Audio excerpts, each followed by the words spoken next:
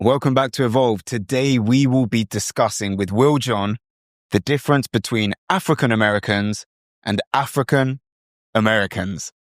So Will, thank you very much for coming back on the channel. Always good to be here, my friend. And it's a perfect topic for today. Perfect, because we have someone who is both, right? Yeah, I'm both. I'm in that weird position. My dad is from Nigeria.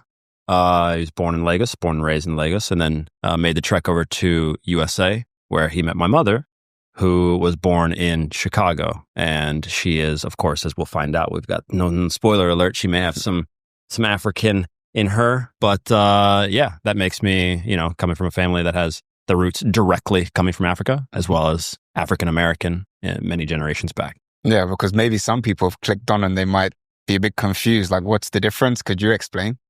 Yeah, it's simple. I mean, an African American, and this is something that we're going to get into because African Americans don't necessarily, as their own group of people, have a direct, clearly they do have a lineage from Africa, hence African American. However, their father and mother didn't just come over to the country just like, mine did. This entire group of people has an issue with identity, if you ask me, right? And this being because, what is an African American? Are we American? We don't say white American. We don't say English American necessarily, right?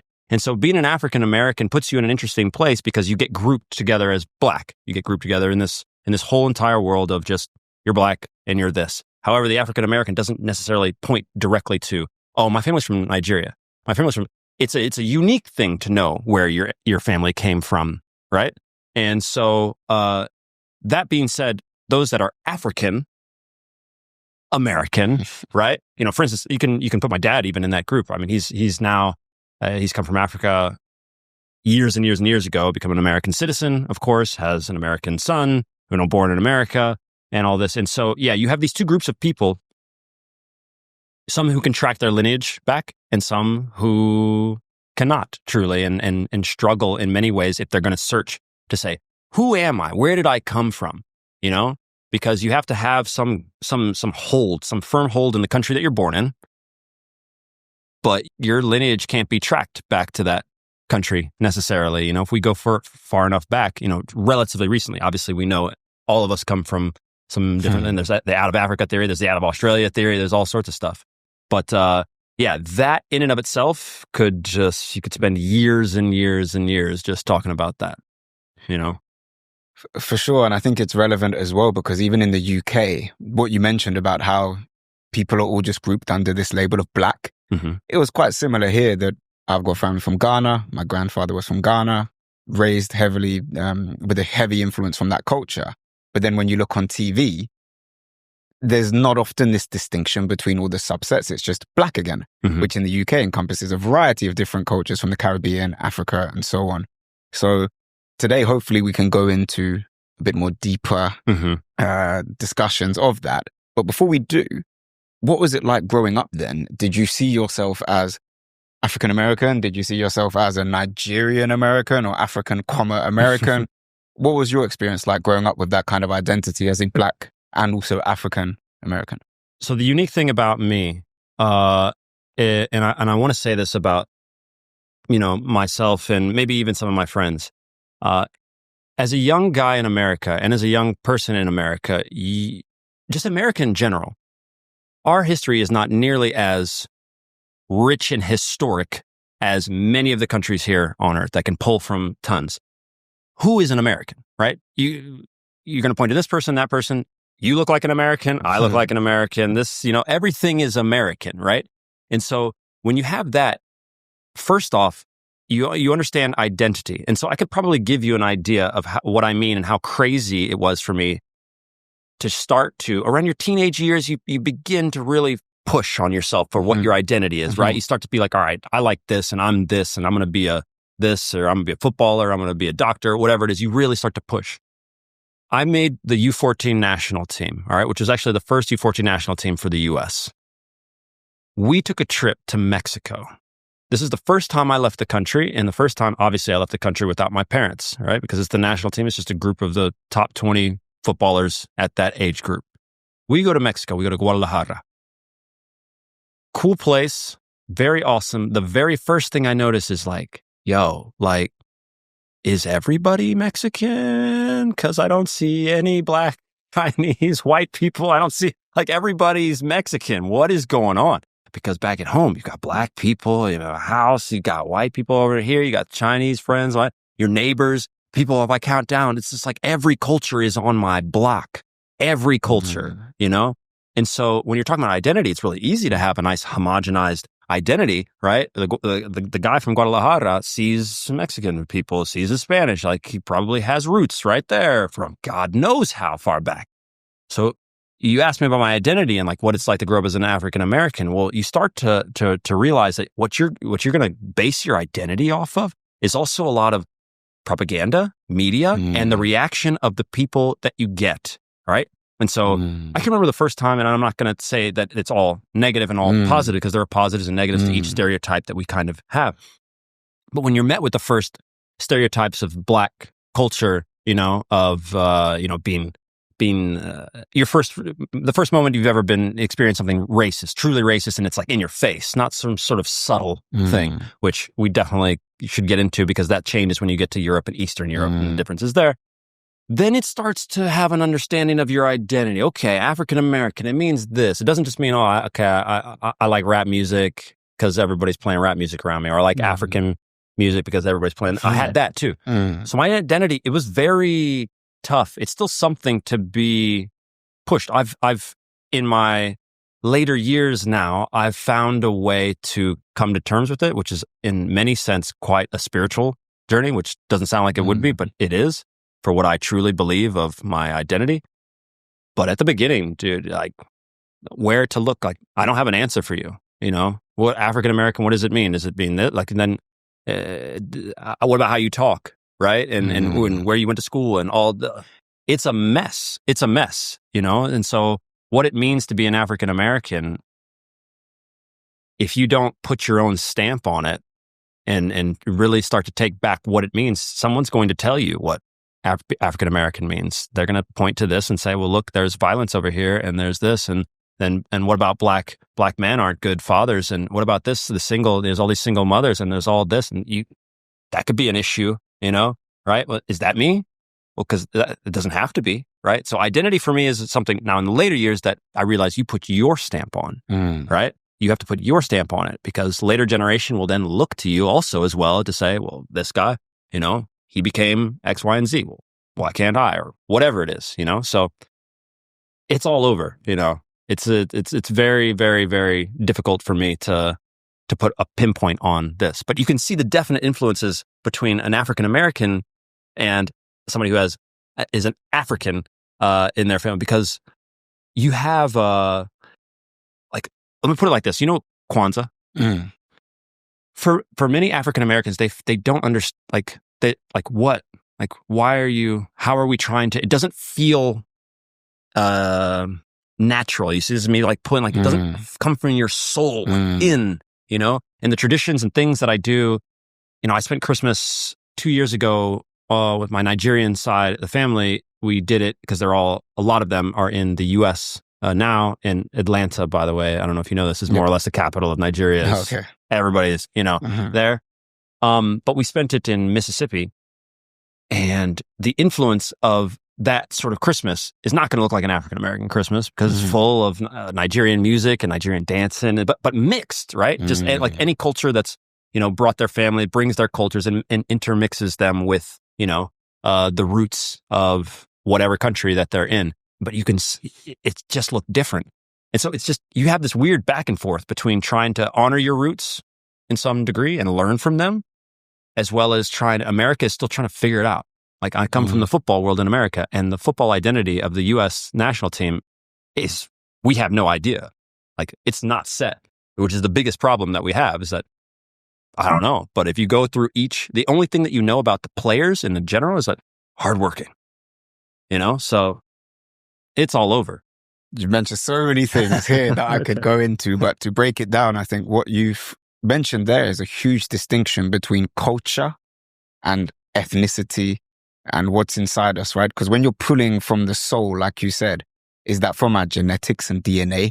Because again, I was raised with West African culture without having that DNA necessarily and felt so close to it. So then, to an extent, growing up as a minority in the UK and experiencing racism, people using all these terms to me and my family, ranging from, we have our own words here, the P words, the N words, all of those things.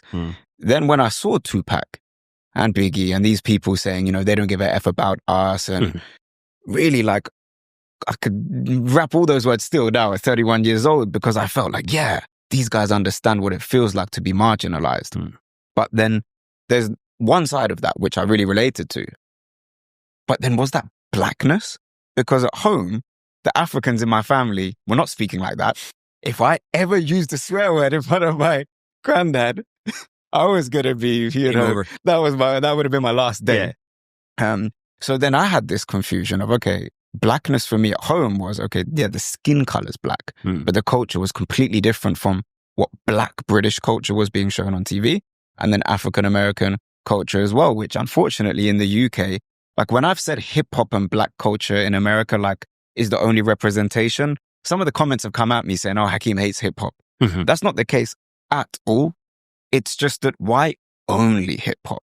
And particularly why only violent hip hop and aggressive hip hop that glorifies or like only speaks about that when there's so much conscious hip hop out there as well. And it's so much more layered than that. So yeah, do you have anything to comment on? Oh my God, yes. So I mean, to your point of why only that. Now that one could open up a whole, why are we only seeing? Well, like I said, it's very important for you to put your stamp on your identity, right? And the people you're mentioning, just Tupac and Biggie, if we just go with this, I mean, brilliant philosophical, intellectual minds there, speaking about things that are layered and deep, even though they're also talking about, of course, the violence, the drugs, the things that they saw around them, the struggles for their parents and you know, and their whole community. But why only that is a very, very, which is the right question, because in our society, and in general in life, if you see people that are doing well, that are exceeding what it is that, you know, the community there, and that you're saying, you start to hope, you start to dream, you start to move your way out. Now, I love a good conspiracy, and I'm not saying that there is a perfect conspiracy by any means, only to keep certain marginalized minorities down, right?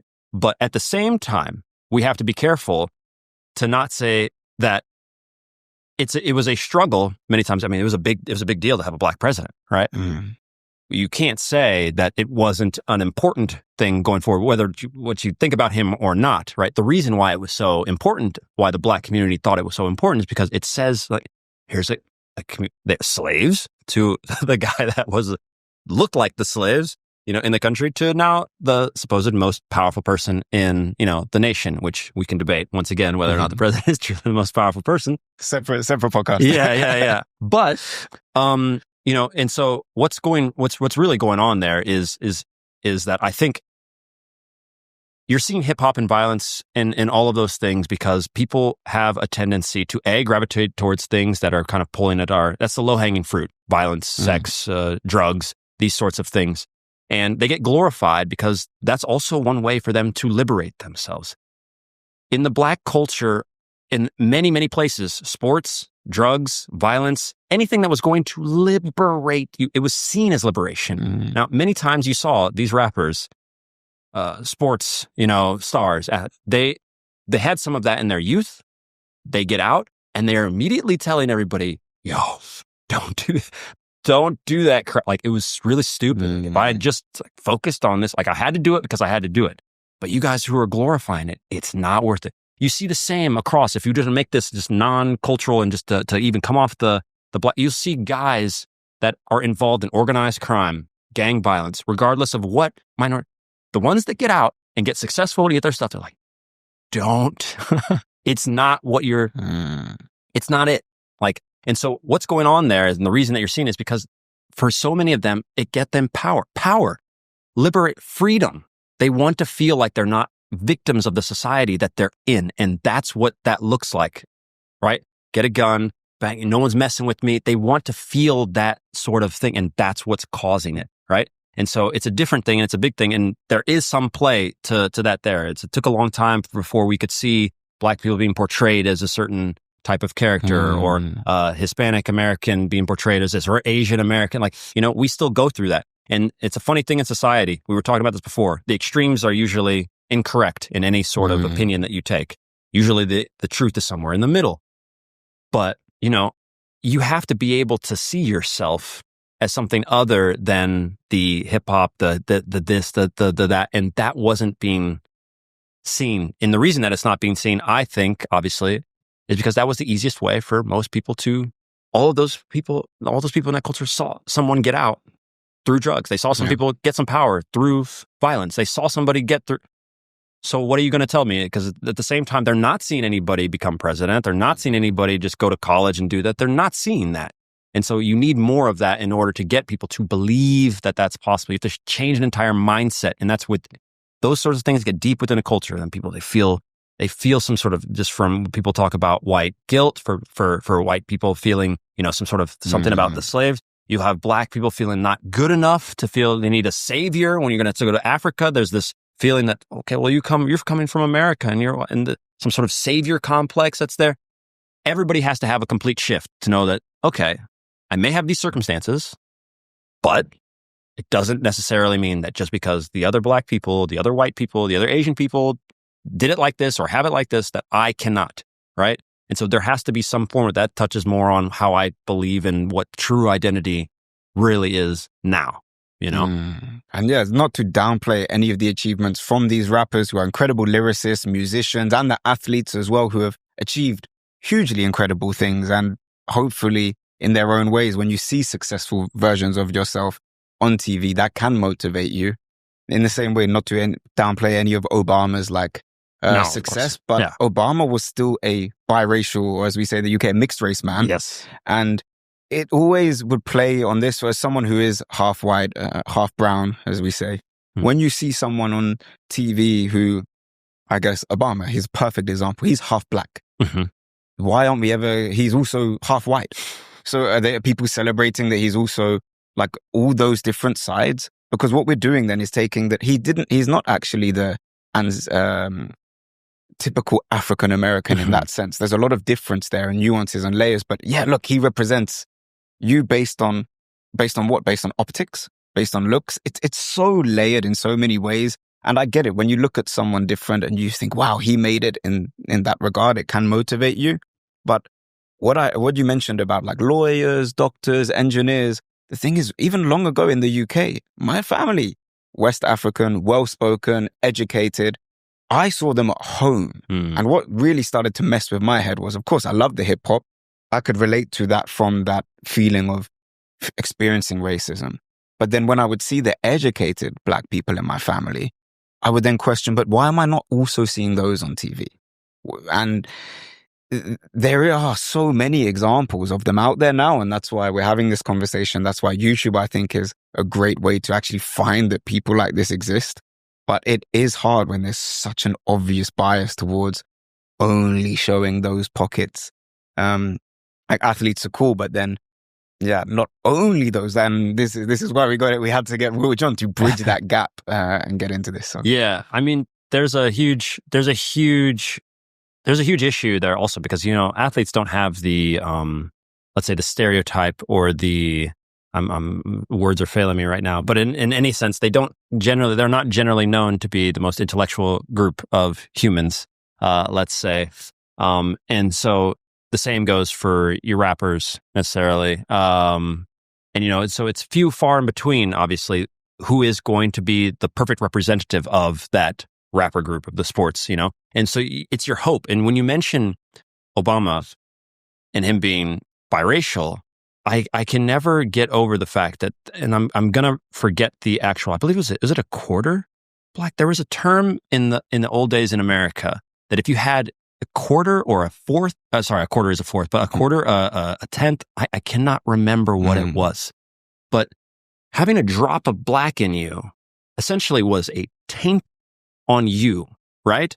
And so the reason why everyone is so was celebrating Obama and why they're not celebrating the white is because even a taint of blackness in you means that you're not going to get the treatment of a white or whoever it was in power, and essentially, you're not going to get that treatment. You don't get to go to the club in the segregation era. You're not going to be able to walk around here. You don't get those rules. You're with them. You go to that school. That school sucks. You're not going to have anything for. And so there's a taint on it. You're not allowed to be. If you have black in you, you're not allowed to forget it. You can't just no, I'm not. It's okay, and like that, and then be accepted by what would have been the elite culture, or just still to some degrees the eliteness, right?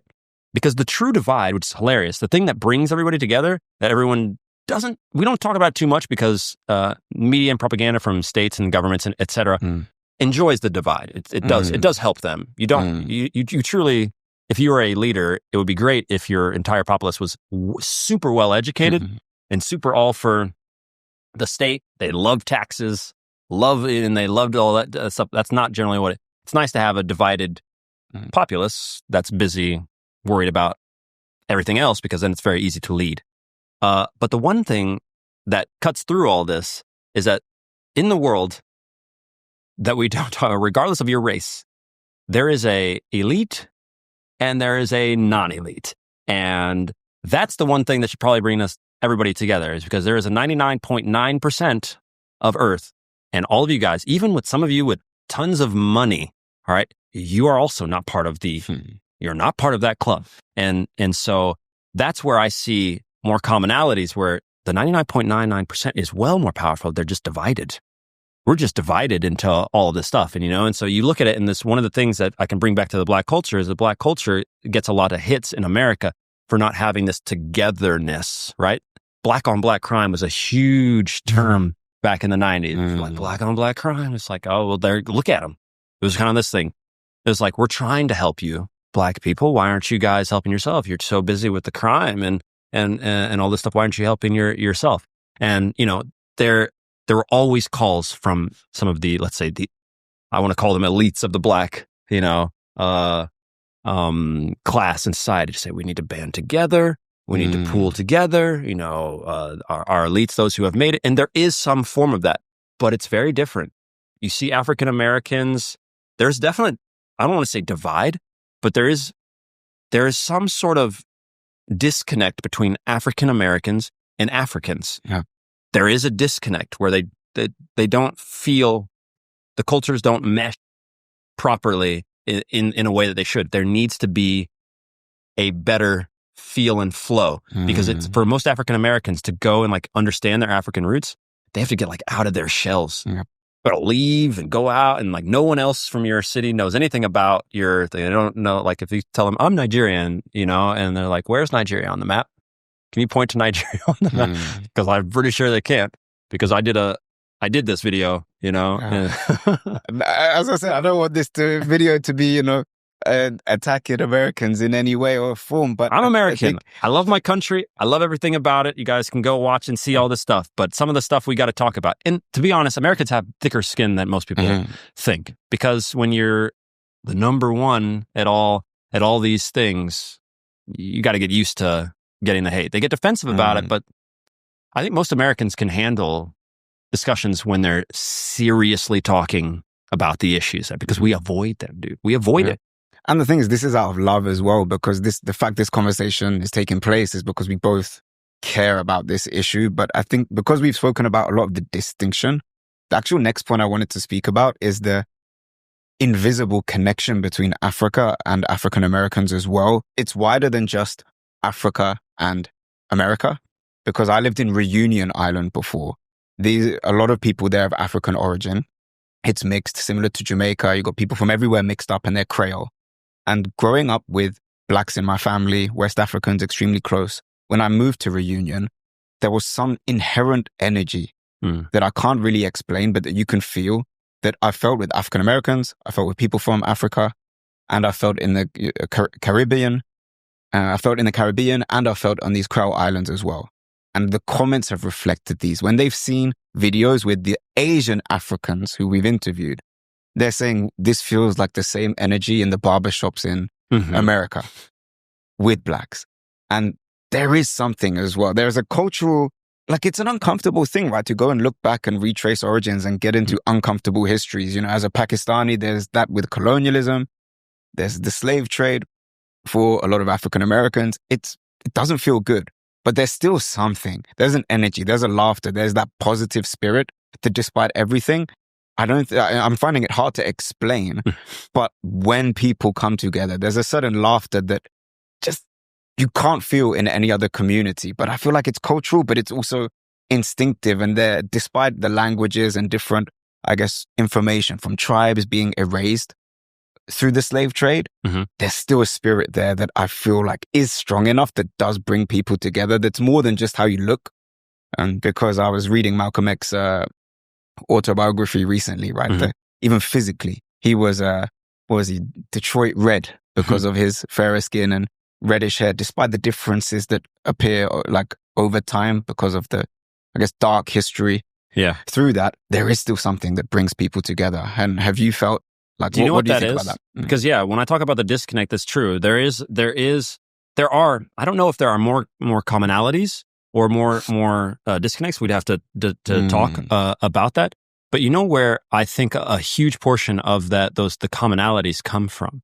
The dominance of, at least speaking specifically for Black culture, the dominance of Black culture within the entire world, music, media, sports, is unbelievable. It's unreal, right? To be able to hear some of these hits, and like you can walk into in the most random places in the world, you're going to be hearing a Black artist, right, singing this song, which is going to be like, you could take like Rihanna, or I don't even know. I have no idea who. It doesn't matter. But you take a Rihanna song, maybe you go check the sample. Where'd the sample come from? Oh, it came from B.B. King. All right, well, where B.B. King comes, it's just going to be like this Black culture song, and then it has this massive wave and hit. And so, because of that, where I'm going is that there is some sort of feel that African, and you're always going to catch this with any marginalized society or any minority groups. You know, just because there is that look, that's one thing. Okay, but it's deeper than that. You're right. You know, there is some form of the barbershops in Africa do feel like they carry a vibe that is the same to the barbershops you're going to feel in New York and in the US and all that stuff. It carries some sort of vibe. There's some sort of cultural connect that they don't know, but this is what I'm talking about, the disconnect. The African American in Michigan is, the average African American in Michigan is so completely unaware that barbershop in Lagos is just like his barbershop. He has no idea. There's a complete disconnect there. And that has something to do with America and America's dominance within, the media, and America being a huge country as it is. Like, you got to first find your own footing in that country. But that's where the disconnect for me comes in. Like, they don't know. There's not enough experience for the African American, for the average African American with their roots. And, it's an interesting thing because I mentioned, white culture, Asian culture. I would say, it's an interesting thing because we classify people as white. Like, all right, but like, are you from England or Germany, or like, where are your roots? Like, where did they come from? They don't talk about that the same. They have a similar issue too, and they don't have the same experience. I was in Italy, right? I talked to Italians. In Italian, I asked them about the Italian Americans. Yep. One of the classic things is that Italian Americans will say, "I'm Italian," and they say it proudly. You know how much they love being Italian. They love it. Like, they love Forget about it. Yeah. And they say all the phrases and stuff like this. Yeah, exactly. Oh, hey, And so I went to Milan, and I just asked the Italians, like, "What do you guys think about your Italian?" And they're like, they seem to like the past, and they like all the things. They like all the stereotypes. They don't feel like they. Where's my where are you actually feeling me? And I think that the Black culture, what a different world it would be if African American youth had a chance to go. And also, we have to talk about the fact that most people's, and many African Americans too, are obviously as guilty as this as the whole rest of the world is. You mentioned Africa, which is a massive continent. It's not a country. No, it's not a country. It's not a country. No, it happens to be a continent. Aye. And the thing is that you say Africa, and they're gonna think of potentially starvation, abject poverty, no running water, and clearly, yes, there are these things, but the richness that you can also find, just going to blow your mind. It's going to blow your mind. And so there are many sides, not just two sides, like poverty and importance. There are middle classes throughout all sorts. Like people have no idea. Like Rwanda, if I was to mention Rwanda, some Americans, they might be, remember, like, wasn't there a massacre or something like that? Then what does that happen? They have no idea that it's the cleanest African country. Like they have no idea that it's been voted many times as like the cleanest, that the streets are clean, and like there's cities in that are dangerous and dirty and they don't look that good, And so, yeah, experience, there's a problem. That's where the disconnect that come on, like, can we bridge that gap somehow? I would love that. That would change the world, I mean, what you mentioned about the whiteness, it does sound strange, like to think of myself, white culture, right? Even as someone who's technically, I'm mixed, I'm half white, whatever that means. It relates to the point I made about Obama before, right? There's so much scrutiny on this blackness, which is part of his identity, but there wasn't a huge scrutiny to his whiteness. And I've met a lot of biracial guys who are half black, half white, and they always say like that, like, I'm constantly told I'm black, and fair enough that it's true, but then I never get associated with the other side as well. So it's like, there's a definite double standards, and it hit me the other day of growing up as well. The other thing that I forgot to mention that you reminded me of just there is, okay, if it wasn't hip hop, blackness, so that was African Americans, it was all violent, and then Africans, it was I don't want to say the names of the companies, but it was the charities with Africans in poverty that we were shown. And even recently, I was in a supermarket here in the UK. I picked up a bottle because I was thirsty, and there was a suffering African child on that bottle. There are a lot of suffering people all over the world, right? I've seen poverty in all different forms, even in this country. And of course, the narrative is still being perpetuated. Still of course, there are every 60 seconds, a minute passes in Africa, right? There's this obsession with the suffering of our people. And it really hurt me as a Pakistani to be shown one side of what it means to be Pakistani and South Asian. And of course, there was a lot of poverty when I went there. But the natural beauty, the warmth of the people, and YouTube's waking up now. You see a lot of people who've been there and saying, I felt extremely safe in Islamabad. People were so kind to me. It's breaking out of that. The mental emancipation is very difficult. But conversations like this, travel, exposing people now, I think it's the blessing of the internet, where you can see it first on your screens. It challenges the narrative, and then you go and experience it. Exactly. And then you can hear people talk about it and stuff like, but it blows my mind. I work really closely with two, our editors, and our head of e-commerce is actually from Pakistan. And it's just like, and so it's funny enough, because within our company, so my company, Globalization is what I'm speaking of. I don't ever shy away from asking these questions. I'm genuinely curious. And that's one of the reasons why I've probably been able to get away with asking really tough questions. You can see on my face that I'm like, dude, the TV says it's this. I know that they're talking some nonsense, because normally that's what they put on the TV, is just, they want to tell me, they want me to think one way, right? Okay, I'm going to ask you, what's it actually like? And then you get this whole different vibe, and then you go, and then you realize the vibe. That's part of the problem with our society, because then you start realizing, what are you guys? Why do you keep showing me this poverty after? Like, I understand that that's there, but like, if I only went to the worst parts of London and just filmed there, and then just showed everybody in Africa that London was just the worst parts of this, like, that's it. And that was I just kept pressing on. What would they think?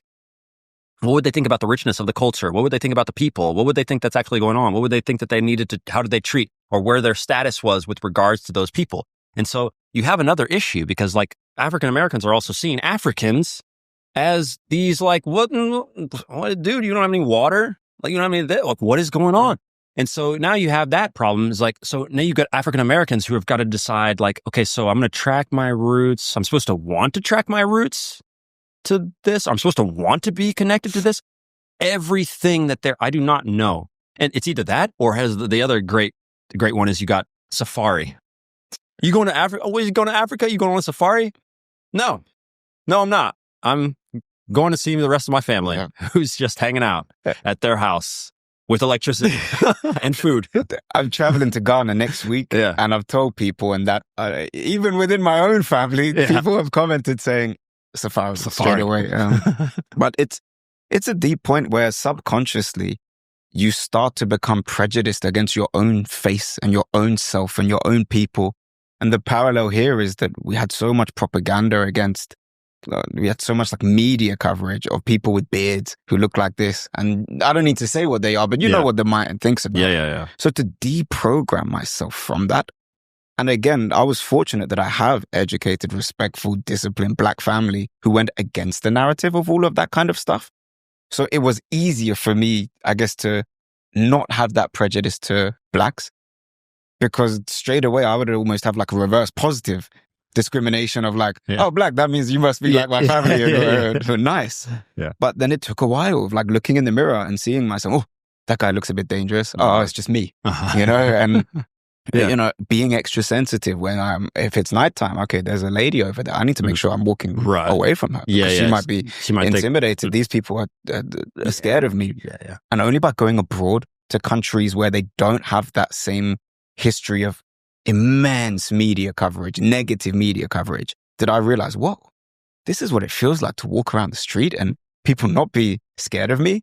And I have these conversations with some people who haven't left the West and they don't realize it yet. Black, Asian individuals, whatever. And only once you've really felt that difference.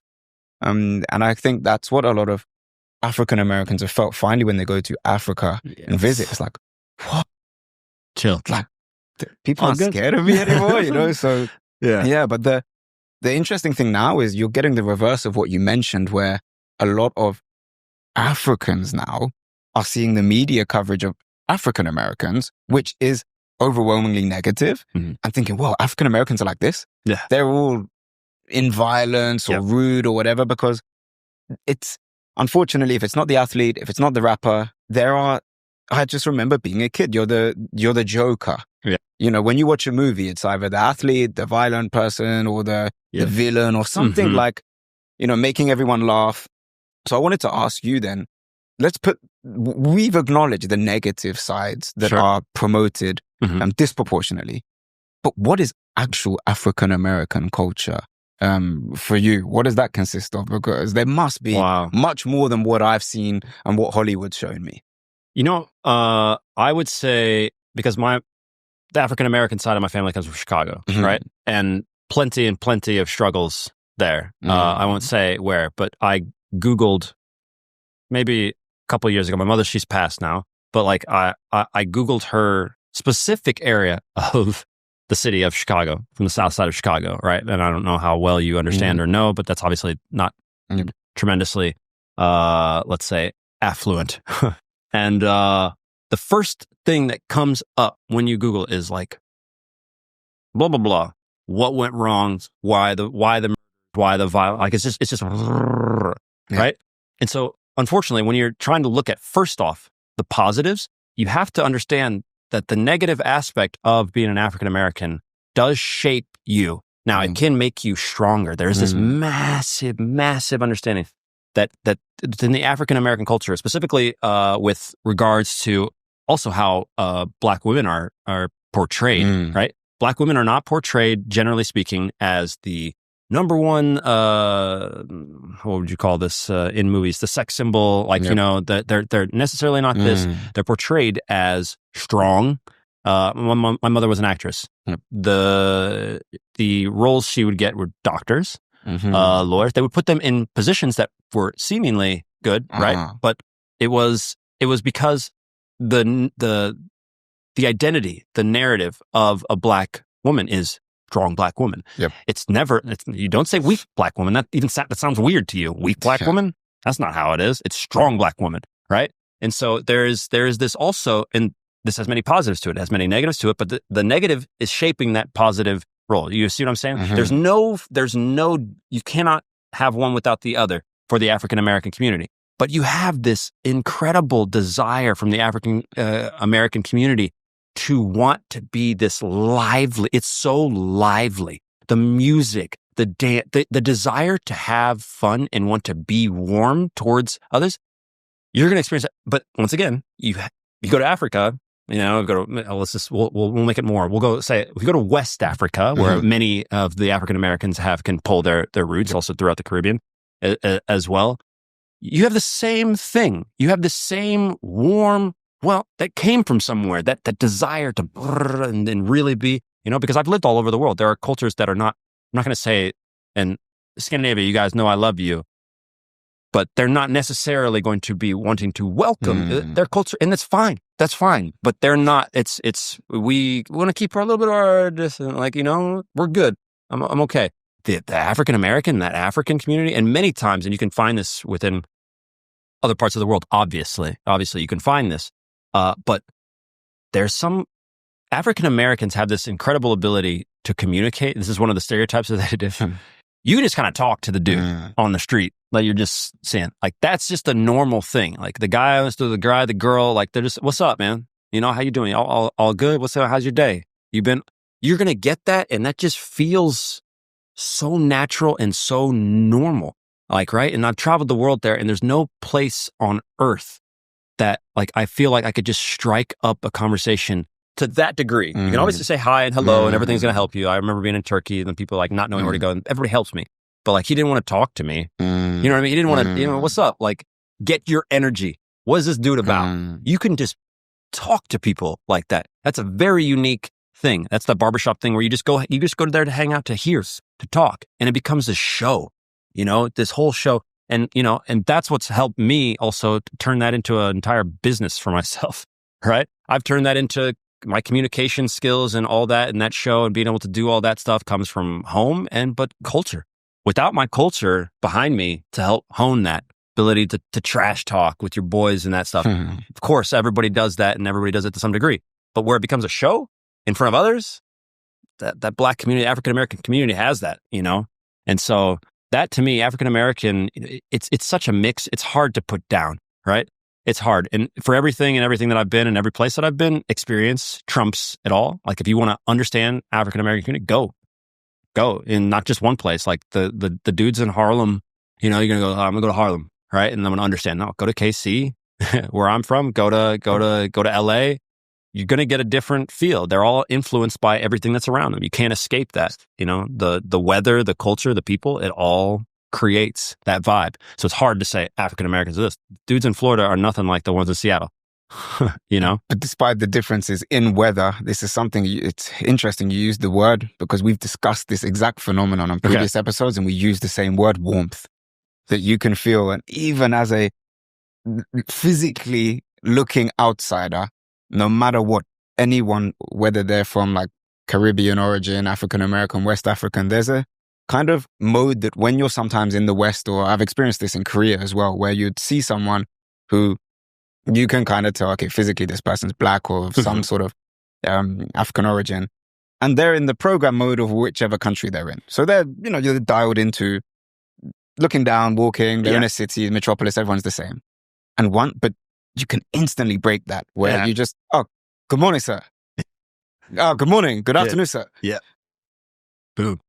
There's a few seconds where they like, well, this guy's saying it to me, like whatever. Yeah. Oh, What's up? And then they break out of it. Oh, how are you? I'm fine. Yeah. And then suddenly you're in that mode of an instant connection that, it's something that hits you in the soul, and doesn't get spoken about as much as well. It feeds on as well to the whole thing of like, specifically Nigerian Americans. I don't know the exact stats, but I know pretty much in the UK and America, there are some crazy stats where Nigerians are the most educated groups, hold the most qualifications, in terms of all the different groups in the society.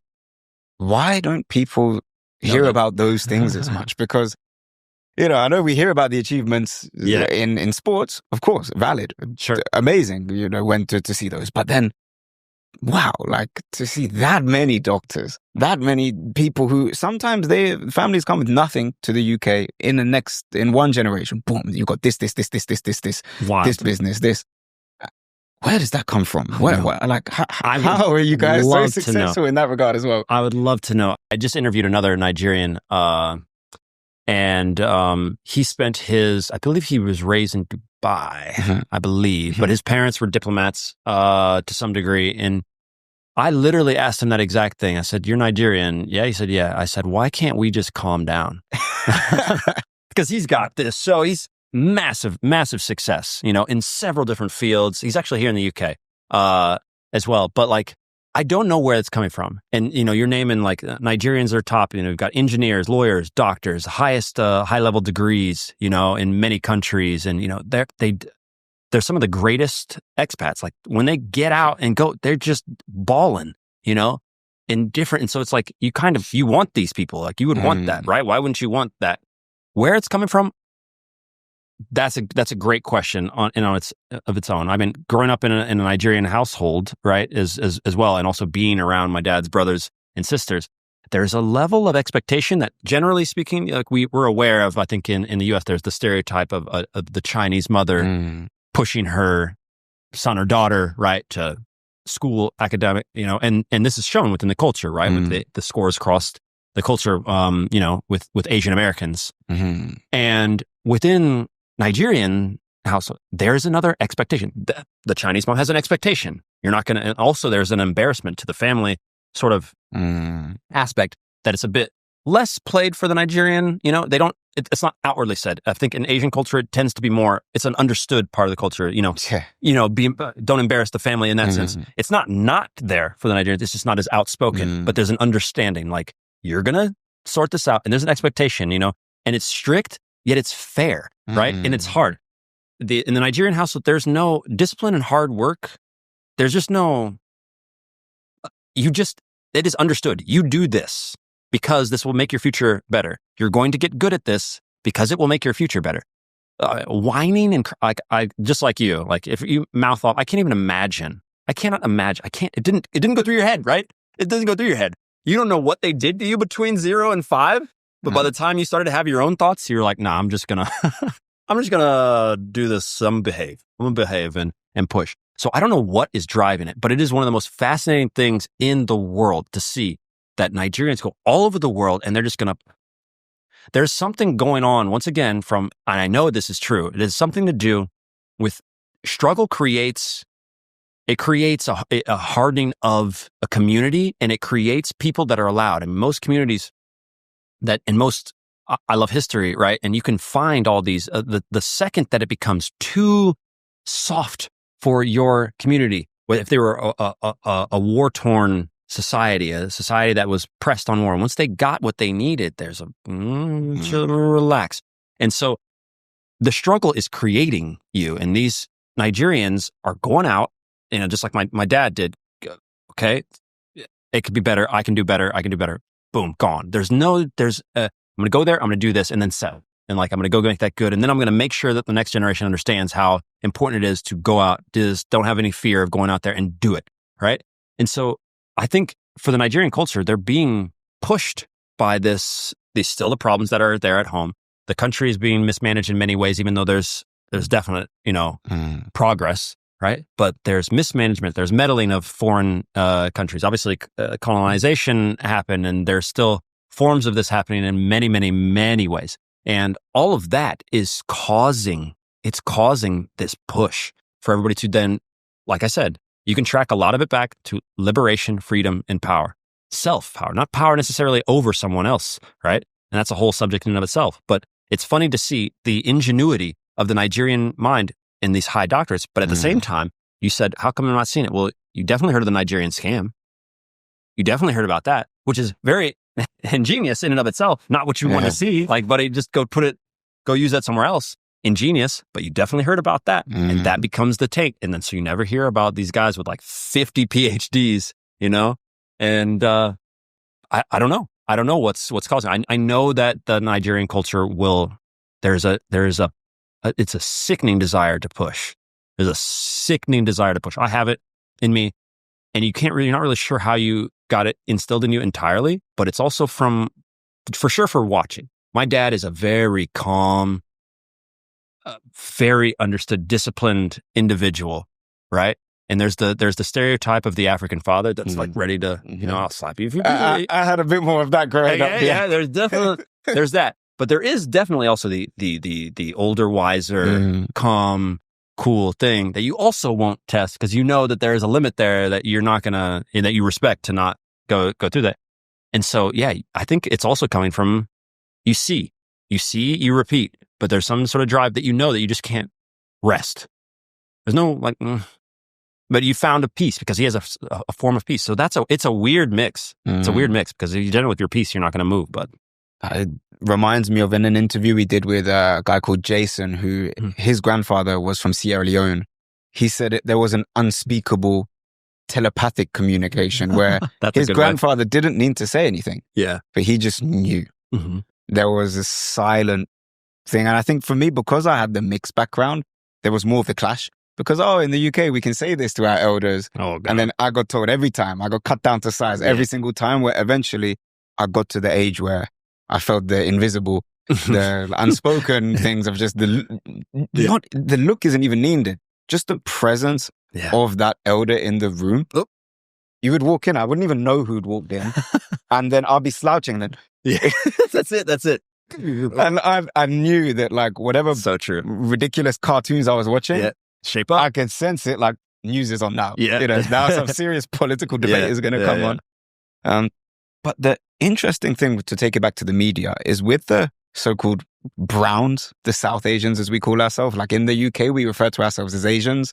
I know the American audience thinks of East Asians more, but we're the predominant minority is South Asians in the UK. So when I say Asians, I mean Pakistanis, Indians, Bangladeshis.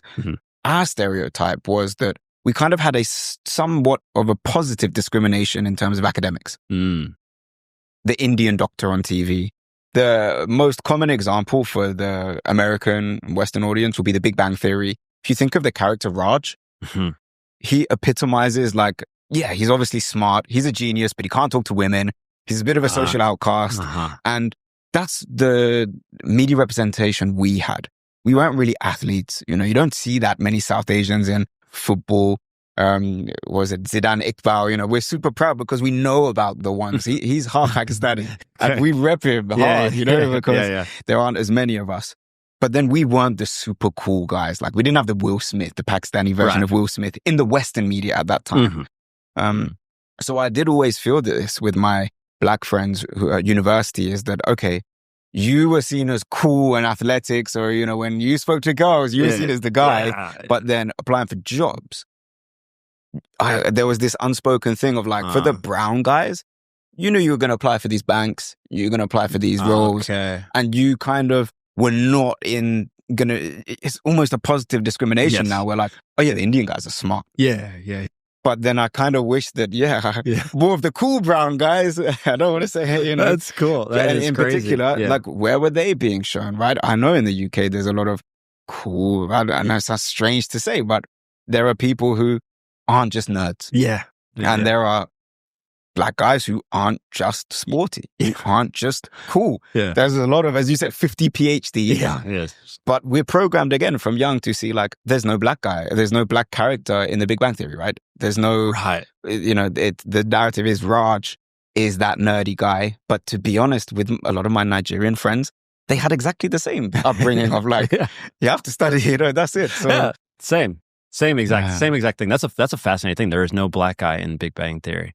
But it goes on with, I think, where there was a push, I'm not sure this is in America, to get black women into, was it engineering or it was science, potentially scientists as well. And that is a thing. There was a push to, why don't we have that? But it's funny. It's like, I'm sure if we go to Nigeria, there's going to be a lot of Nigerians. There are going to be black scientists there. Fine. But it's a funny thing. And you're so right on that. It's funny. We as a society, just like we talked about before, the reason we do this is also got to be to manage the insane information overload also that we do. It's like, all right, cool.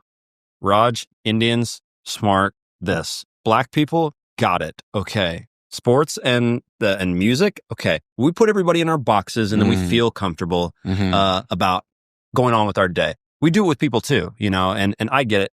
for some people, Will is a footballer. For other people, he's a language person. For somebody else, I'm just a podcaster guy. For, I did this whole thing with Don Lemon. I'm not sure if you're familiar with what happened with me. And, yeah, I've seen it. Okay, Fox News is putting me on the front page of Fox News, right? So just a wild and absurd thing in and of itself. What is their time? They have to figure out something. This is the new world. TikToker, right? Why are they calling me TikToker, right? In like, you guys are like laughing at this. This has a negative connotation to some degree because it's like, of all the things that I do that we're having this intellectual discussion, right? Yeah. We're going to introduce me as we brought a TikToker here. Like, you're not going to say that. You're going to be like, and so, but the reason is because TikToker Will John is here. He's got 300,000 on, he does funny dances on his, but the reason that they did that is because what ended up happening was an intellectual discussion with intellectual points aimed at someone who was, an anchor, the news anchor for CNN for 15 years. What would hurt him more? Would it hurt him more if we say an intellectually, well-balanced black young man, who said this? Nah, that's boring. Let's call him a TikToker because he has a TikTok account and he brought down that'll sting him, right? And so it's a wild world that it touches on with our identities and stuff like this. There's one thing I wanted to talk about Eastern Europe. I don't know if I know you want to talk about this. For sure. There's this interesting thing that happens because we have, you mentioned how, Black people and African Americans are going back to Africa and getting this experience. And I remember running to a couple of, at least a documentary or something. I saw that too. And it was like it was interesting to watch because I don't have any Black friends from America that have really made that proper trek and seen it. But as a footballer who has played his career in the US, Scandinavia, and Eastern Europe, those are very different places and very different places for Black people, especially during the times that I played in those places. And so America, you have the America we've kind of discussed. Scandinavia, quite interesting and different. They don't have, like the Scandinavian countries don't have the same relationship with Africa as other portions of, Europe do. Colonization. There's not a Swedish, there's nobody speaking Swedish in Africa from colonization, at least to my knowledge. I could be wrong. But Eastern Europe definitely doesn't have that, right? We don't have the Russian colony, of Nigeria or something like this. And it's more in Central Asia there with the Russians, isn't it? Yeah, exactly. Yeah, it went over there. But for the Black culture, there's a different thing. One of the most fascinating things coming over to, I played in Serbia. So I was playing in the top league in Serbia, and that was my first time going into Eastern Europe. I moved from Denmark to Serbia. And at the time, there were not, once again, it was the same thing that I experienced when I went to Guadalajara. Okay, everybody here is Serbian. Everybody here is white and everybody speaks Serbian. And that was more or less what I saw. I kid you not, for the first time I don't know, let's say month and change that I was there, I would go out. There was a guy from Namibia on my team who I was staying with first while I was getting my place and get everything sorted. He spoke Serbian. He'd been there for about a year or so, and he needed to learn Serbian. Yep. And so here's this African guy there. Now there's an African American guy. When I would walk alone in the mall, I had no idea that people were staring at me. Like, and when I say staring, I don't mean like you look at a person like you like spot like somebody like, oh, there's that person there. Yeah. I'm talking stop what you're doing. Stop. I'm talking traffic had stopped there. I played in Serbia and I played in Croatia. And at that time, it was 2009, 10, 11. It's very different than what it is now. They joined the EU. There was a lot of stuff. And there's actually a lot of Southeast Asian people in the countries over there now. But at that time, wow. Like I could just walk down the street and people saw. I remember in the mall, I thought, was it ketchup that I was like ketchup? But I just, no, it wasn't that at all. And then the only other thing that I want to discuss, which is still a problem to this day now, is a video coming out that I'm going to put out on our YouTube channel, the Globalization Languages YouTube channel, the language one. Put it in the description. Yeah, okay. And I go on what is Omegle has been taken down, but there's another one called OME TV. Okay. What happens is that you can match with anybody from any part. It's one of the coolest things ever. You click Croatia, you're sitting in America, it's just going to pair you with a Croatian person, and you get to have this crazy experience. You can talk to them, And so what I did was I normally speak in a bunch of languages. I'll go and surprise them, and it's always funny, especially the Eastern European languages, because you don't expect a Black person to speak it. Now, what happened is that I joined the chat, and it was a classroom And I mean, in this first one, and this happened back to back. Like when I say back to back, I mean back to back. Like I ended this first interaction and went to the next one. An N-word chant broke out between like 5 or 6, like, yeah. And then I talked to them. I had a discussion with them and said, why do you think that's okay? Like, you think it's okay? And you could see that they understood that probably wasn't, but they don't, like, that's never going to happen in America. It's never going to happen from any culture, even at the most racist person you could find. They're never going to feel any ability that it's going to be okay for them to openly state in public N-word this or any sort of, against any culture, to be perfectly honest. Like in America, like I said, since nobody knows, like, you're American as far as I'm concerned. So if I see someone, abusing you racially, you're going to have the black, white, everybody's going to come to your defense because it's like, no, that's just not okay. So this is once again not to say anything bad against Serbia and okay, obviously they shouldn't be doing that. But I go to the next one, the same thing happens, right? And so because there's this thing is that they haven't had the mix yet. That's all that it is. It's nothing. It's not that, they're more racist or they're not. It's because there hasn't been that mix. They haven't had enough black friends, black people there, or necessarily all mixing within to get that feel of like, okay, well, some of them, like, they feel like they're part of us in that sense. It still feels distant. And it's the only place in the world where I've had, they talk about racism in America, and of course there's racism everywhere for every people, like you can move past that. But I mean outward, like where you outwardly, like walking on the street, go back to Africa. That only in, I'm sure it happens elsewhere on the planet where maybe I haven't been. I'm not sure if you're aware of it. I've experienced stuff like that here. When we were younger, that's why I could relate to the hip hop, because I'd be walking down and go back to with other brown guys. I see. In go that back sense. to your own effing country. Whatever. So as a kid, that was another reason why I could relate to those hip hop artists, because they were talking about feeling different. So it really depends, I guess. I grew up in a very white area. So. Okay. I see. Yeah. Well, then, you're that outcast in that sense, and that's going to be, they're going to have that feeling, But so experiencing that in Eastern Europe is fascinating. Like, I look at it and like, I'm dumbfounded. You would think that like, I'd be like hurt by it, but I've seen plenty by now. At this point now, you travel enough, you see enough, you've seen enough. But like, I'm just like, that's why my question to them was like, do you guys like, do you think that's okay? And they've never really been confronted with, they've never been confronted with it. And so it's like a black dude, because I speak their language too. That's another thing. It's like I'm asking them in their own language, like, dude, do you think that's okay that you kind of say it? It's like, just that's our first interaction. That's it. It's because for him, he may not have another interaction with a black person for, I have no idea how long, other than the TV and the internet, of course, which they get. But like one-on-one, it might be a few years before this guy like talks to a black person. But that's the key thing you mentioned, right? I wanted to ask where that comes from, TV and the internet. And where does, it's not good, but I had an extremely similar situation happen where I used to work as a tour guide, like a social activity leader in London while I was a student. Incredible job. Met people from all over the world, including a lot of Italians. So I think, he knows this story. Boy. So I was on the double-decker bus. Okay. And I was with a group of Italians who were the friendliest group ever. They were funded by the government. So these weren't rich students. These were people who studied hard, and they were like the best at English in their, state schools. Nice. The government would send them over here. So I was on a bus, double-decker bus, top floor, and a black guy comes on. This is in Londra. So this guy comes on with headphones.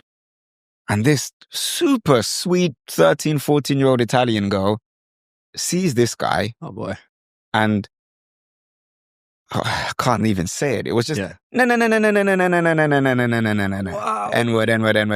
Singing it like no shame, no resentment. And I said, like, they had like a teacher with them, a group leader. And I said to the teacher, like, tell her to stop. No, stop. Yeah. And to this day, I genuinely don't know if the guy heard it because he had headphones on. You don't know if he ignored it or either he ignored it. I pray to God that he had headphones and the music was playing, but there was no remorse. And I just said to the group leader, like, you need to tell her that that's not okay. But then I'm also thinking, like, she's a kid. There's no, like, she's not an evil person, but where the heck are they getting this from? And, then I was like really in deep thought about it at that time, thinking, okay, it's probably hip hop music that they're showing, where this word is used all the time. They like the music. They know all the songs and can rap the songs. At that moment, I'm not justifying it in any way, shape, or form. I was shocked by it. I was like, what is going on? But trying to like look at where that comes from. Those kids, they probably love movies with black people in it. They probably love football teams with black people in it.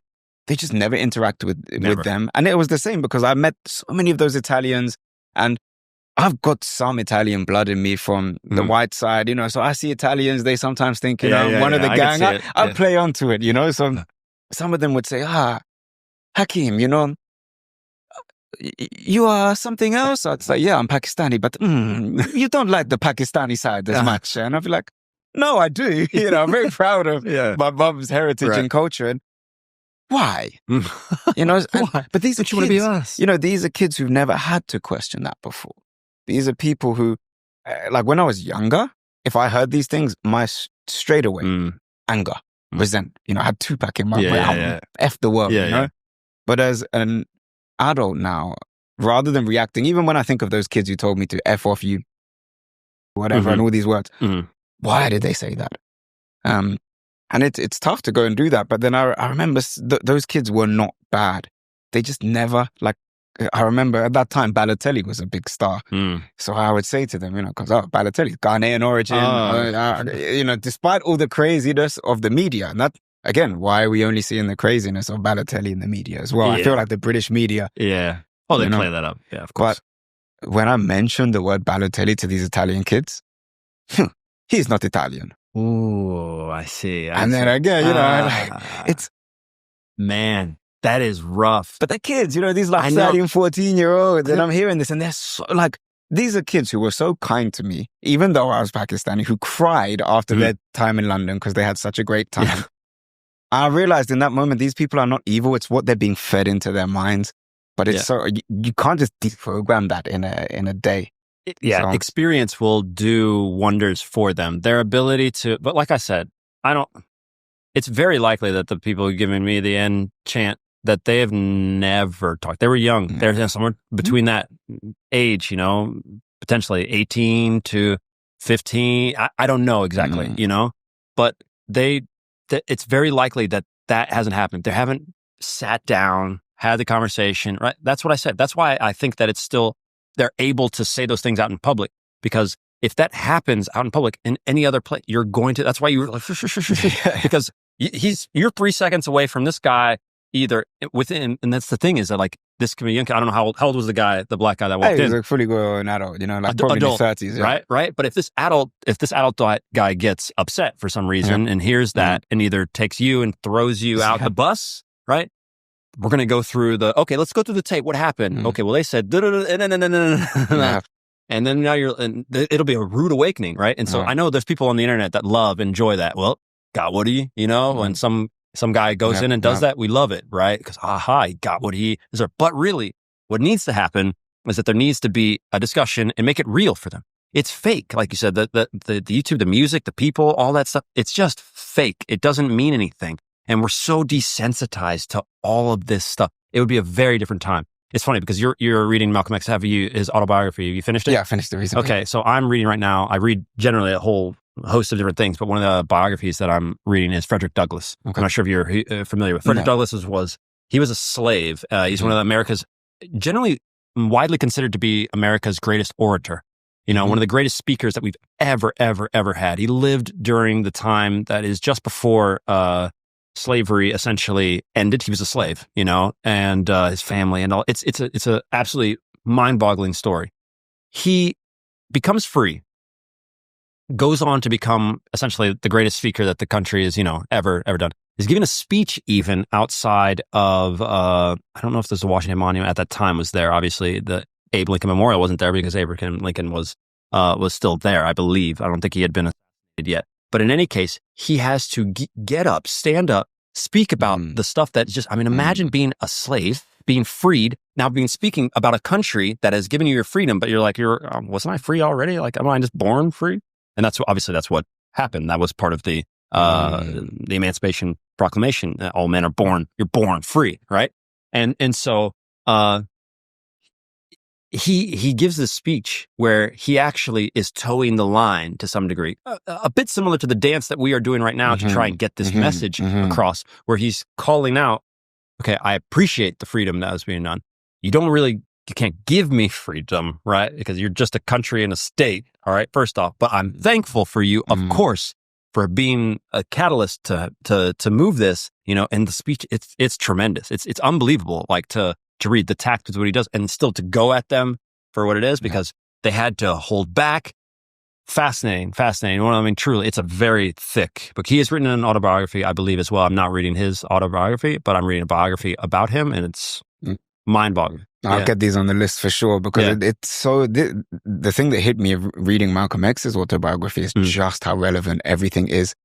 And that was how many years ago? Like 40, 50, 60 years ago? Yeah, quite a while. More relevant than ever. And I think that what happens is, like, you get attacked from both sides when you have these conversations of, again, for me, the UK gave my family everything in a way. They came from nothing. Poor village in Pakistan, now educated, doctors. I'm grateful. This country gave me everything, all of those opportunities. So when we talk openly like this, some people get hurt and like, oh, you're attacking the place. Go back to where you came from then. And it's like, I love this country so much. I want things to improve. Because if we're, as minorities, helping the country better, we can help the economy improve. I want more cohesion with everyone. I don't want us to be divided.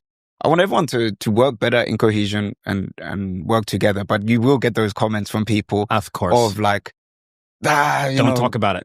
They don't want you to talk about it. They want you to keep it hidden. Yeah, so it's a tough one. But what you mentioned there, I think, relates to what we were speaking about earlier, that you can mention regarding the whole violence and the Mortal Kombat thing, to prompt you on that. Because then that relates to this whole thing of tracing back and acknowledging the fact that violence, we often hear about African American and violence, right? How much in the media, but where does that stem from as well? Yeah, well, because it was funny because we were having that discussion before about where is the violence coming from. There's this connotation and stereotype, of course, that not just Black people are more. Let's make more concrete. African Americans are considered to be. There's a stereotype for more violence. Black males are obviously filling the jails in a disproportionate rate. And a discussion should be had on why that is. What types of crimes they're going to jail for and how long they're staying for all that. That's a whole other thing we don't have enough time to talk about. And then obviously looking into the issues that are happening within dominant societies and areas and cities and that have over, let's say, over 50% of a Black, community. And so when you're looking at these things, and you're wondering, okay, well, why is it so violent? Why are all these people in jail and what's going on? In the 90s, there was this big talk about video games and the violence that they were potentially, and I don't know that we ever finished that conversation from the 90s. Kind of felt like we were like, yeah, stop it. Things get politicized. That's what we do. And then obviously our brains are more fractured now.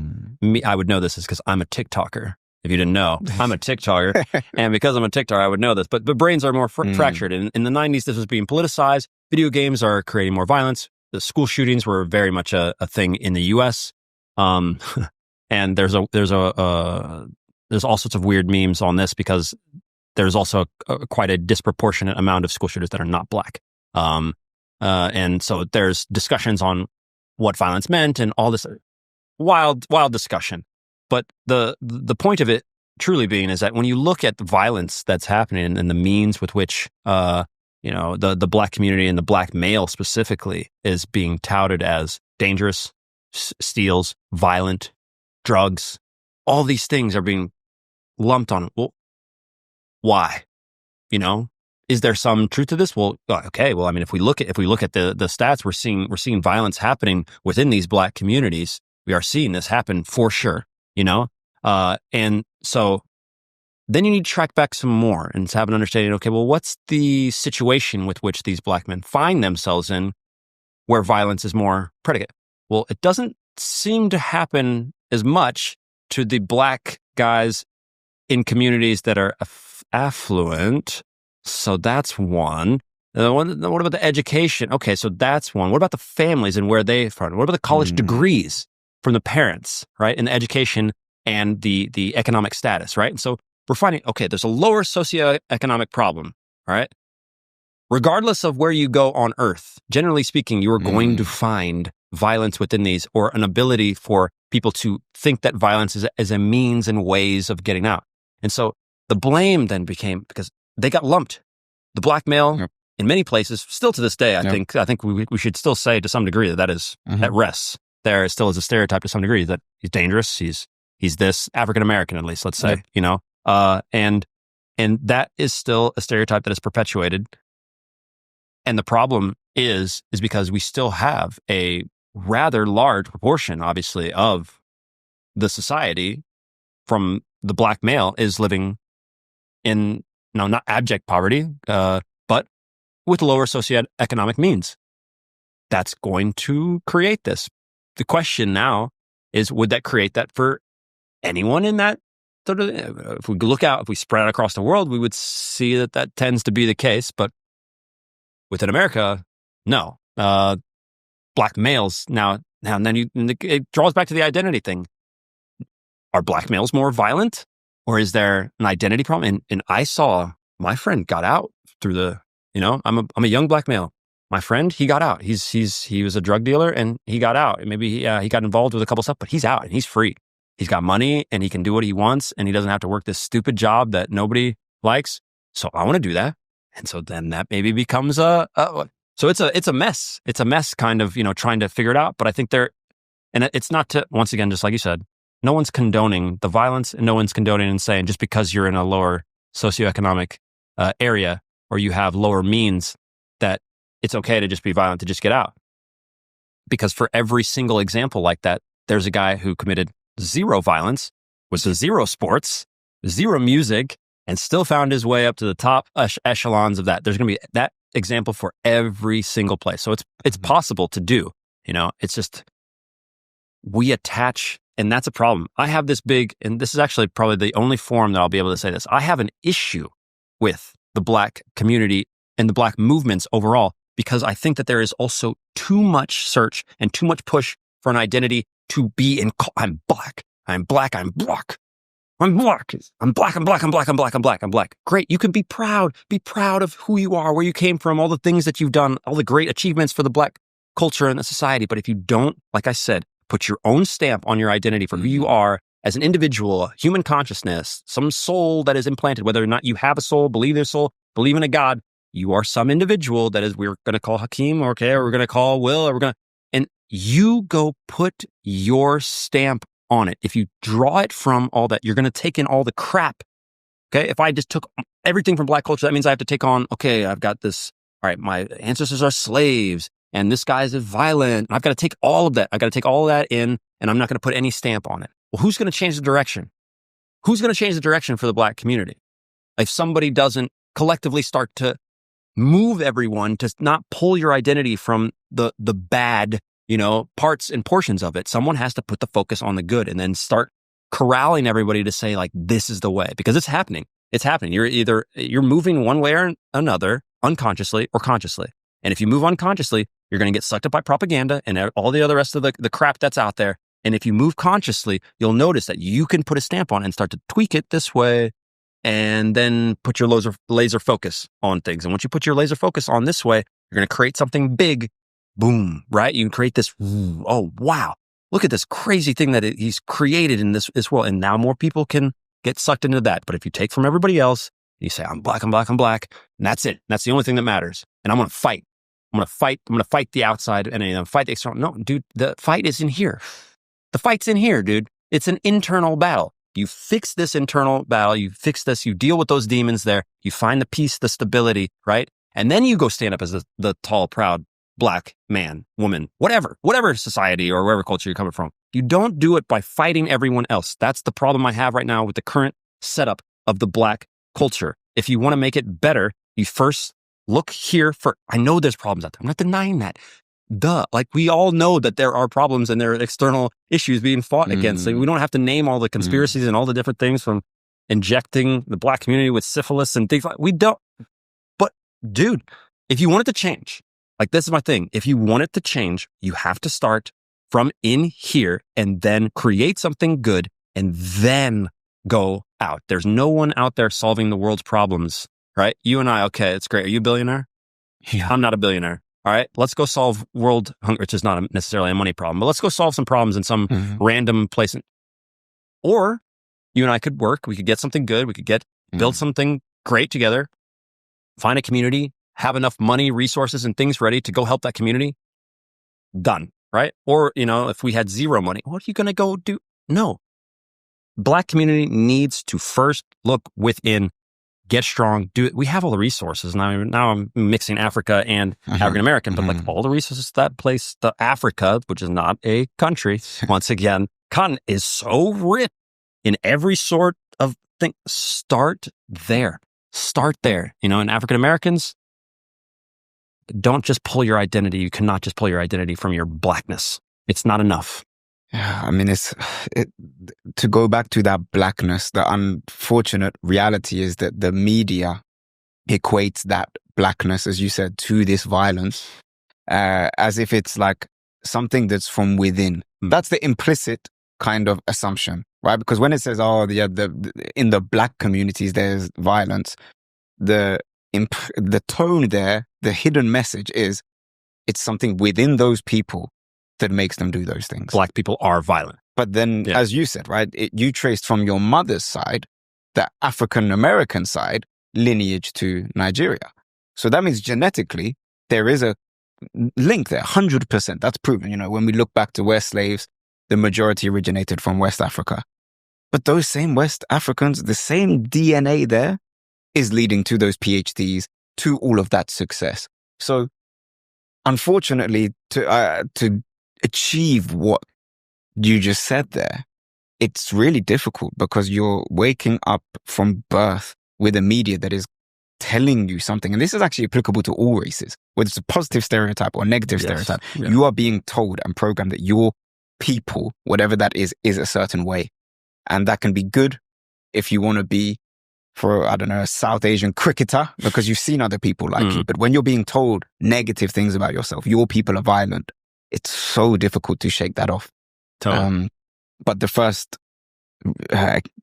thing after accepting that it's there, to shake that off, I guess studying history and realizing there are other people out there who might have the same skin color as you, who are completely different, who don't have to have those things. And I think that is where, when African Americans may meet someone from the Caribbean, may meet someone who looks exactly like them and realizes they speak in a completely different way, their brain works in a completely different way, then you just realize, I can't remember the exact historical context, but there was a time where, I'm not sure if it was Marcus Garvey or some of the major representatives of African Americans first met with the leaders of the African states after independence.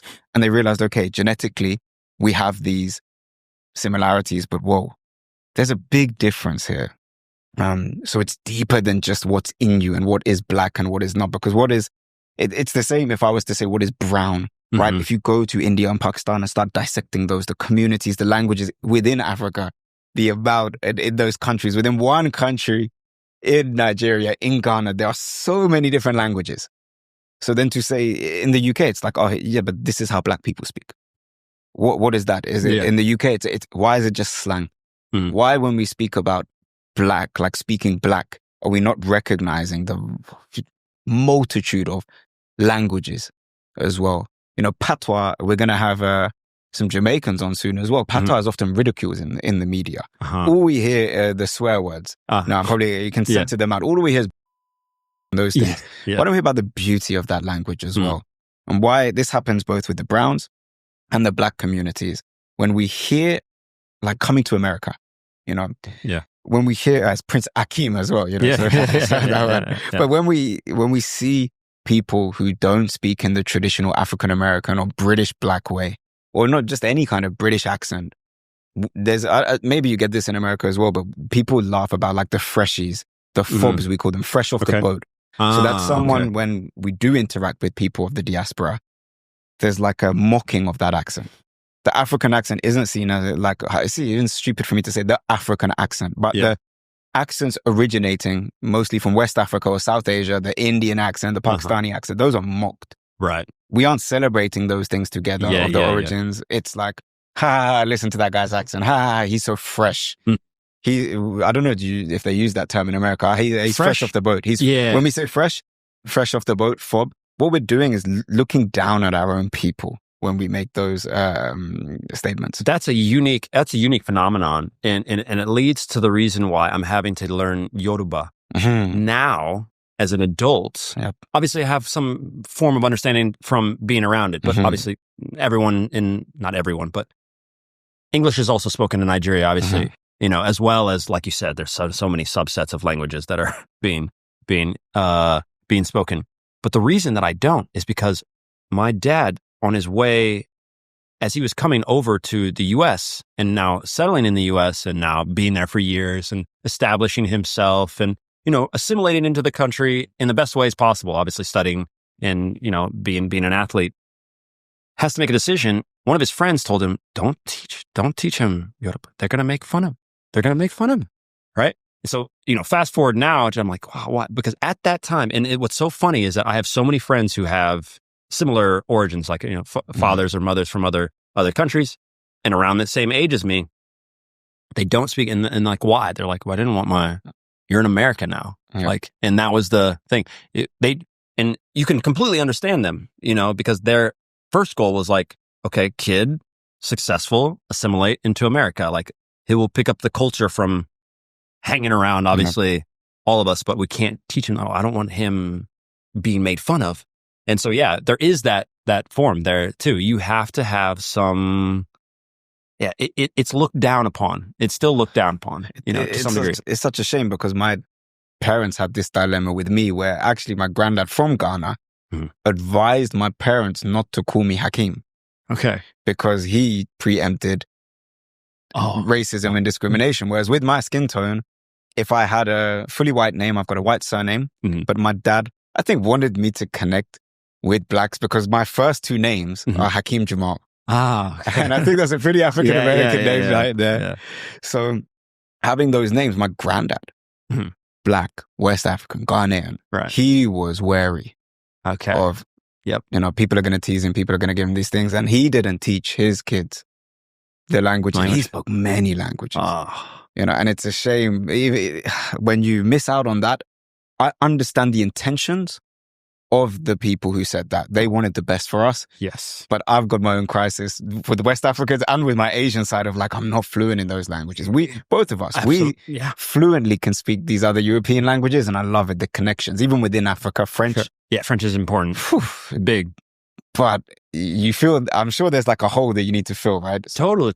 It's something that you just want to do and get and understand. And it's not that you can't soak up some culture from without, and you can live in, people do this all the time. They live in many, many countries and they're surrounded by cultures without knowing the language and still have a day-to-day and can get a good feel for the country.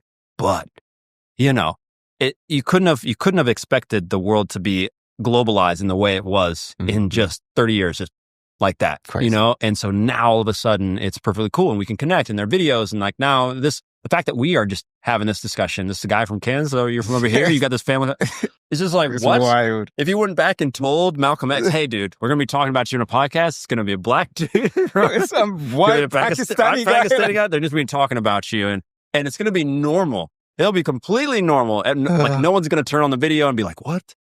Are they okay? They're like, no, segregation is gone. It's gone.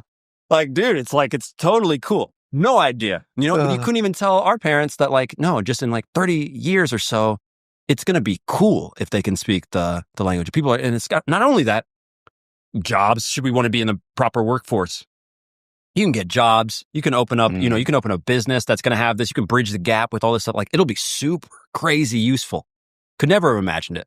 Right. And so now you're in this time now where we're celebrating. I don't know, because it's funny because we as a society, we do this swing too far one way. We have movements, right? We do movements and we try and fix everything by going, no. And we don't find equilibrium very well as humans. That's just why we have the stereotypes that we do, because it's just, there's too much information. I think that's why, there's good and bad sides of media. It's going to be there whether we like it or not. But my advice to myself, to everyone, is just educate yourself as much as possible, because there's truth in everything, but there's also so much left out that you can't find out by, no matter how many different media outlets I look into, no matter how many books from one author in one language I read, till you go somewhere and interact with people, you're never really going to have the same true knowledge of only I know based on who I've been around. Yeah. Now, I can read the books that can inspire me, but unless I've actually sat down and spoken, and I think the key thing nowadays is we like to speak more than we listen. Yeah. I'm guilty of it as well. They say you got two ears and one mouth for a reason, but we like speaking over each other. No, but blacks go for this, and but Asians do this, and whites do this. Like, have I actually listened to that person who's different to me first? But the media doesn't give us opportunities to. But no. Will, we've covered so much today, but at the same time, I feel like we've barely scratched the surface, paradoxically. But before we do wrap up, do you have any final points or messages or things we may have missed? You know what? I would go back to the one that I said about Black Americans, because it's funny. Like, there may be, and this is something that it's not just to Black Americans or African Americans or anybody, but it's to everyone. I think that's the only point. If I'm looking at things that I want to get across and that we push across in all of the spheres and things that I'm doing, do not draw your identity just from your race. Be proud of who you are and where you came from, but do not draw all of it from that, because before you know it, you'll be in a whole setup and system that is not you, and that is the thing that's going to drive you to, you're going to imagine just being unconscious and moving down one road because they said that Black people are like this, or the Indian. I mean, that's also another stereotype. The Asian American or the Indian American or the Nigerian American who's been pushed to be an engineer, a doctor, or in anything, gets to college, does not want to do this at all, but has just been drawing it.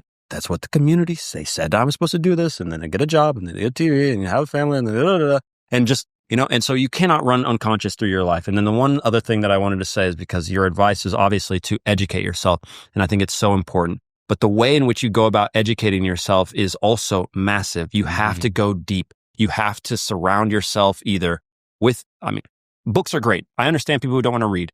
But if you don't want to read, audiobooks are great as well. I'm an audiobook guy. Whenever I say I've read a book on Evolve, it's an audiobook. So maybe I need to have listened to It's but perfectly fine, because if you absorb yourself in it, that's the thing that we're trying to get. Just absorb yourself in that stuff. And then you touched on the other key point, which is, great, so you read a book. That doesn't mean you know anything. And I would have sworn right there if I could. You don't know, you get it. So from there, you go from theory to practice. And that's the thing that's going to change everything from your life. And if I was to pass on anything from this, is to draw your identity, to really sit. You have to sit with yourself. And that's uncomfortable in this day. You got to sit with yourself and be silent. If you just shut up and listen for a second and just think about your life, I swear, 30 minutes, white room, or turn off the lights and just don't do anything. Just think about, what do I want? Do that for 30 minutes. I guarantee you it'll change your life. And then you take that and you educate yourself deep. Then you take the education and then you do. And once you do and start doing practice, you're going to mess up. You're going to mess up here. You'll refine it and stuff. And then you'll be on the races. But then you've actually at least taken the seed of you. And it's what you really want. Because you turn off the lights and you didn't listen to the propaganda in the media and your brother and your parents and all this stuff. Now you know. And then you go move. And then you move towards that. And you'll have a more fulfilled life. And you'll be able to do more, and you'll have more personal power, and you'll feel better. And so, like, those are the things that I want someone to get across. If you've made it this far in the podcast, you do just that, you're on your way. Will, incredible advice. Such an honor to share this conversation with you. It's been deep, but so meaningful.